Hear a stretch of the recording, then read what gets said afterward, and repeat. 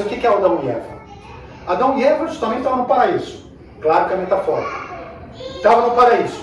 No paraíso, eles só aproveitaram de tudo como paraíso. Falavam com os animais, comiam as frutas, falavam com Deus. É uma maravilha. As cobras não picavam. É uma maravilha. Tá bom, vai ficar entediado.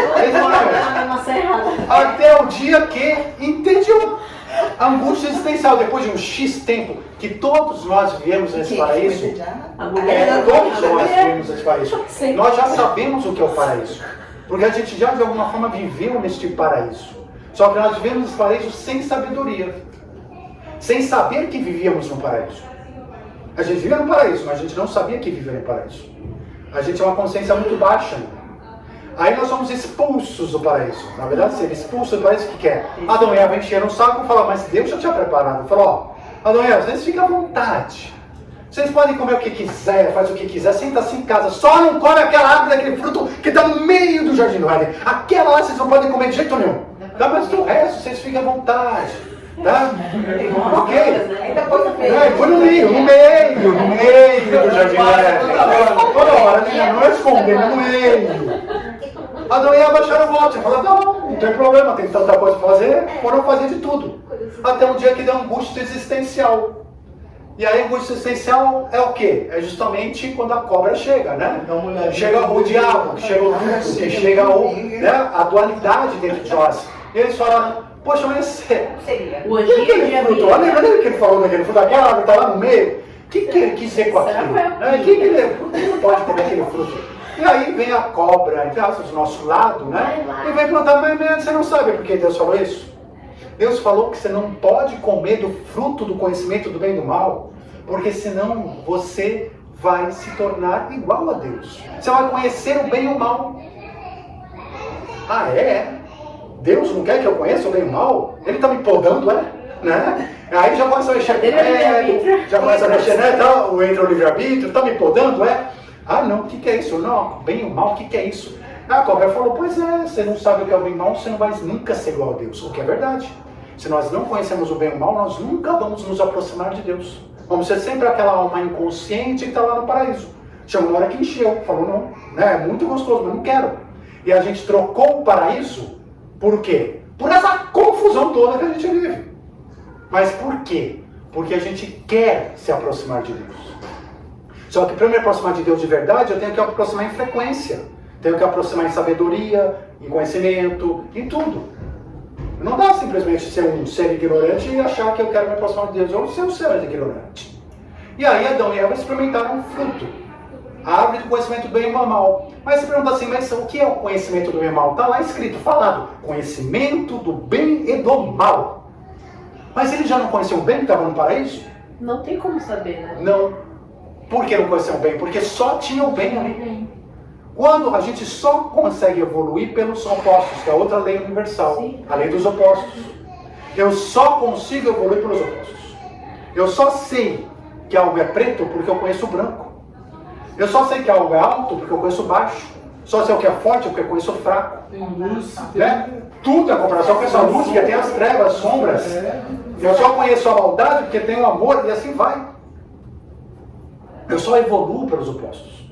Então eles viviam no paraíso, como a gente viveu nesse paraíso um dia, só que a gente não sabia que tinha um bem. Ah, bem é aqui, ó, bem é... O que é o bem? Eu falo que aqui tem um bem. Ninguém se tal do bem. Não sei. Tá louco. Tá falando que tem um bem aqui. Você não sabe nem o que é. Se a gente vivesse num universo só vermelho, você não ia conseguir imaginar o que é o amarelo. Não, pior. Você não consegue imaginar o amarelo, mas se o universo fosse só vermelho, você não ia imaginar o vermelho também. Olha que interessante. Vermelho, você não imagina, tudo vermelho. Você não sabia o que é vermelho. Você olhar e falar, tudo é vermelho. Fala que tudo é vermelho. É como querer explicar a cor pro né? Não, é porque você fala que tudo é vermelho. Estão falando que tudo é vermelho.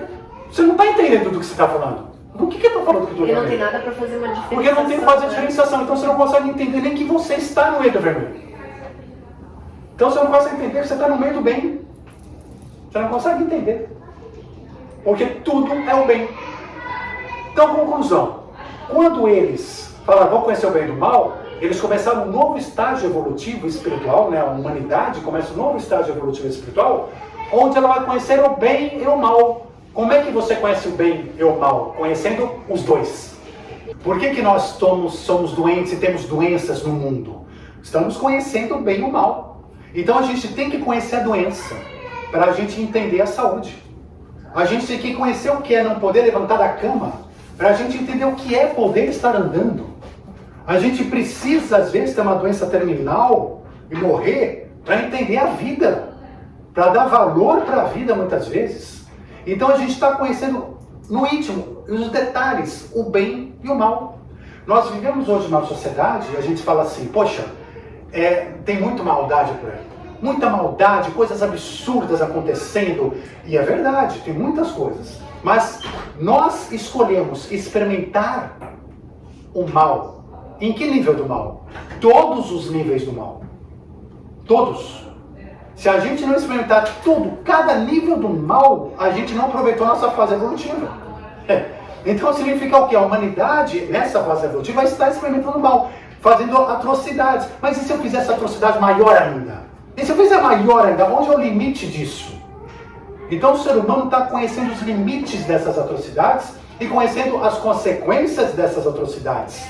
E através desses limites, dessas consequências, e de você de repente comparar isso com algo que pode ser de bom, e você começar a entender os dois lados, que começa a entrar o que de novo? O livre-arbítrio.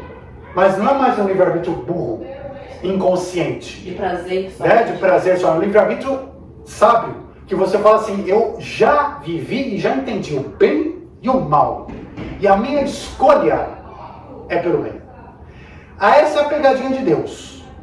Porque Deus deu um livre-arbítrio para nós, mas Ele sabe que no final nós sempre vamos escolher o bem. Porque nós somos programados para escolher o bem, porque o amor é a única energia real do universo. Então toda vez que eu vou para o mal, entre aspas, eu estou andando em caminhos que têm ausência de amor. Esses caminhos vão, de qualquer jeito, me trazer infelicidades, incompletudes, problemas, dificuldades, eles só vão me trazer isso. Ao passo que quando eu entro no caminho do amor, o nível incondicional, do amor de Deus, eu começo a experimentar dentro de mim o contrário, a completude, a felicidade, etc.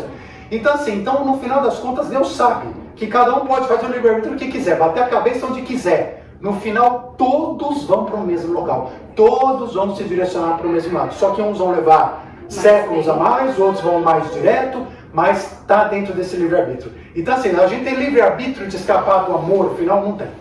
Então, nesse sentido não tem, mas falar, então eu não tenho livre-arbítrio? Aí você tem que voltar para o começo. Peraí, quem é você? Você não é ele? É o tudo. Então você não decidiu, você não concordou de sair, fazer esse caminho todo para ir voltando? Então, não faz sentido. O livre-arbítrio são as nossas decisões em qualquer momento evolutivo, em qualquer nível de consciência. Às vezes o nosso nível de consciência aqui, a gente não entende o nosso livre-arbítrio. Que nem as doenças. Eu estou doente, eu não quero essa vida, eu não quero ter essa doença, eu não quero ter esse problema, eu não quero ter isso. A gente não entende. Mas foi uma opção nossa. Faz parte das nossas opções de livre-arbítrio. Desde o como eu vou lidar com isso, que eu posso lidar com essa doença de várias maneiras diferentes. Inclusive uma reclamando, outra aceitando. Aí eu acho que eu não tenho livre-arbítrio disso, mas eu tenho. Antes de encarnar, a gente escolhe todos os direcionamentos principais da vida já são escolhidos antes de encarnar. Às vezes, deficiências físicas de nascença, situações, famílias, religiões, porque aquilo que você precisa no pacote perfeito para você ter essa experiência que é o remedinho que vai te ajudar a evoluir naquela imperfeição que você tem.